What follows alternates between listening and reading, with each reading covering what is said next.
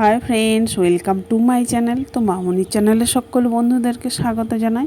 আশা করি সকলেই ভালো আছেন। তো আজও একটা দুর্দান্ত স্বাদের রেসিপি নিয়ে চলে এলাম আপনাদের কাছে। তো তরমুজের খোসা দিয়ে যে এত সুন্দর পাঁপড় বানানো যায় তা না দেখলে বিশ্বাসই করতে পারবেন না। তো চলুন রেসিপিটা শুরু করা যাক আর দেরি না করে। তো এখানে দেখছেন আমি হাফটা তরমুজ নিয়েছিলাম। এটাকে কেটে যে মাঝে লাল অংশটা আছে সেটাকে আমি বাদ দিয়ে দিলাম। দেখুন যে খোলাটা নিয়ে নিলাম। এরপরে খোলার মধ্যেও যে বাইরেটা শক্ত একটা সবুজ মানে যে খোসাটা আছে সেটাকে আমি চেঁচে বাদ দিয়ে দিচ্ছি। তো আমার ভিডিওটা যে যেখান থেকে বসে দেখছেন, দেশ ও দেশের বাইরে থেকে, একটা লাইক দিয়ে কন্টিনিউ করার অনুরোধ রইল, তা নাহলে বুঝতেই পারবেন না কিভাবে আমি রেসিপিটা বানালাম। এরপর দেখতে পাচ্ছেন সবুজ অংশগুলো কেটে বাদ দিয়ে দিয়েছি। এরপর এইগুলোকে আমি ছোট ছোট করে কেটে নিচ্ছি যাতে ব্লেন্ড করার সময় কোনো অসুবিধে না হয় বা গোটা থেকে না যায়। দেখুন ছোট ছোট করে সব কেটে নিয়েছি। এরপর একটা মিক্সিং জার নিয়ে নিয়েছি, এর মধ্যে সব দিয়ে দেবো, দিয়ে আমি পেস্ট করে নেব।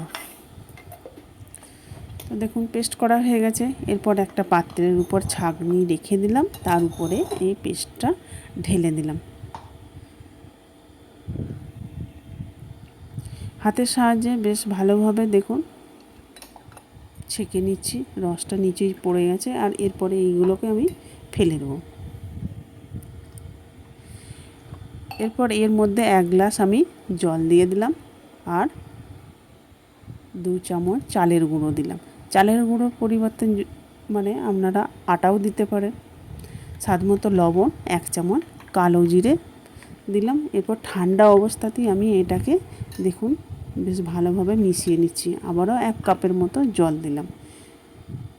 এরপর ফুড কালার দিলাম সবুজ।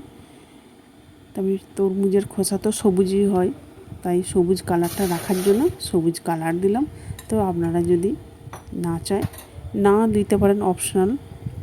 এরপর গ্যাস জেলে কড়াটায় বসিয়ে মিশ্রণটা ঢেলে দিলাম। এরপর কিন্তু অনবরত নাড়তে থাকবো, তা না হলে কড়ার তলায় কিন্তু লেগে যাওয়ার ভয় থাকবে। চালের গুঁড়ো দেওয়া রয়েছে। এরপর দেখুন যে নোংরা ফেনার মতো চারদিকে ভাসছে, সেটা আমি চামচের সাহায্যে দেখুন ফেলে দিচ্ছি, দেখতে খারাপ লাগার জন্য। অসুবিধা কিছুই নাই। দেখুন সব তুলে ফেলে দিলাম।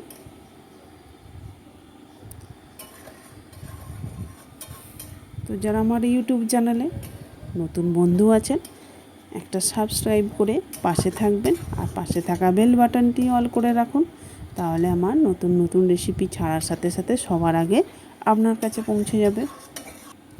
তো মিশ্রণটা দেখতেই পেলেন আগের থেকে কত ঘন হয়ে গেছে আর কমেও গেছে। এরপর নামিয়ে আমি ঠান্ডা করে নেব। এরপর একটা কাগজ দেখুন ভালোভাবে ধুয়ে দিয়েছিলাম, গামছার সাহায্যে জলটা মুছে দিলাম। এরপর তেল দিয়ে হাতে করে দেখুন ভালোভাবে মাখিয়ে নিলাম পুরো কাগজটার উপরে। ছাদে চলে গেলাম। এরপর দেখুন মিশ্রণটা ঠান্ডা হয়ে গেলে এরপর একটু একটু করে মানে 1 হাতা করে নিয়ে দিয়ে দিচ্ছি। যে যেমন সাইজ অনুযায়ী মানে বানাতে চান সেই রকম দেবেন, কেউ ছোটো কেউ বড়, বা যদি অন্য কোনো ডিজাইনে করা যায় দিতে পারেন। তো দেখুন আমার প্রায় সবগুলোই দেয়া হয়ে গেছে। একদিন রোদে রেখে দেব। সারাদিন রোদে পাওয়ার পরে দেখুন এই যে এরকম শুকিয়ে গেছে। এরপর এইগুলোকে তেলে ভাজবো। দেখুন সাদা তেল বসিয়ে দিয়েছি, তেলটা বেশ ভালো মতো গরম হলে পাঁপড়গুলো দিয়ে দেখুন কতটা সুন্দর হয়েছে। তো বাড়িতে আপনারা একবার হলেও অবশ্যই বানিয়ে দেখুন, কেমন হলো কমেন্ট করে জানাতে ভুলবেন না। আর ভালো যদি লেগে থাকে লাইক কমেন্ট শেয়ার করে দেবেন। দেখুন কতটা সুন্দর হচ্ছে।